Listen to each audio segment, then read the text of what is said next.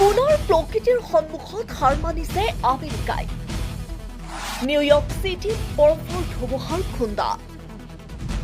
এই পৰ্যন্ত ৩০ৰো অধিক লোকে হেৰুৱাইছে প্ৰাণ। অসহায় ট্ৰাম্প, আমেৰিকাৰ প্ৰশাসন। আমেৰিকাত শীতকালীন ধুমুহাই বিপৰ্যস্ত কৰি তুলিছে জনসাধাৰণৰ জীৱন। এই পৰ্যন্ত ৩০জনকৈ লোকৰ মৃত্যু হোৱাৰ তথ্য আহি পৰিছে। ধুমুহাৰ ফলত দেশখনৰ বহু অংশত প্ৰচণ্ড তুষাৰপাতৰ শীতৰ প্ৰকোপো বৃদ্ধি পাইছে। এই ধুমুহাই দেশখনৰ বহু অংশত ব্যাপক বিধ্বংসী ৰূপ ধাৰণ কৰাৰ লগতে বিদ্যুৎ বিচ্ছিন্ন হৈ পৰিছে। ইপিনে যাতায়াতৰ ব্যৱস্থাটো ব্যাঘাত জন্মিছে আৰু যাৰ বাবে লোকসকলে এতিয়া ভীষণ অসুবিধাৰ সন্মুখীন হ'ব লগা হৈছে। ৰাষ্ট্ৰীয় বতৰ বিজ্ঞান কেন্দ্ৰৰ তথ্য অনুসৰি পিটছবাৰ্গৰ উত্তৰ অঞ্চলত ২০ ইঞ্চি পৰ্যন্ত তুষাৰপাত হৈছে। সোমবাৰে গভীৰ নিশাৰ পৰা মঙলবাৰলৈকে -২৫ ডিগ্ৰী ফাৰেনহাইটলৈ হ্ৰাস পাইছে তাপমাত্ৰা।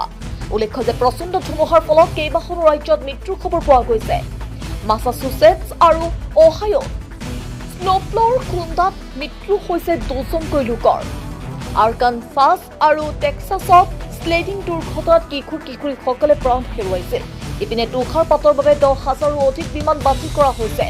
গৃহ নিৰাপত্তা বিভাগে জনোৱা মতে ১৭খন ৰাজ্য আৰু ডিষ্ট্ৰিক্ট অৱ কলম্বিয়াই বতৰ জৰুৰীকালীন অৱস্থা ঘোষণা কৰিছে। নিউ মেক্সিকোৰ পৰা নিউ ইংলেণ্ডলৈকে এই হিম-শীতল ধুমুহাৰ এতিয়া প্ৰভাৱ পৰা পৰিলক্ষিত হৈছে। International desk report, NETV।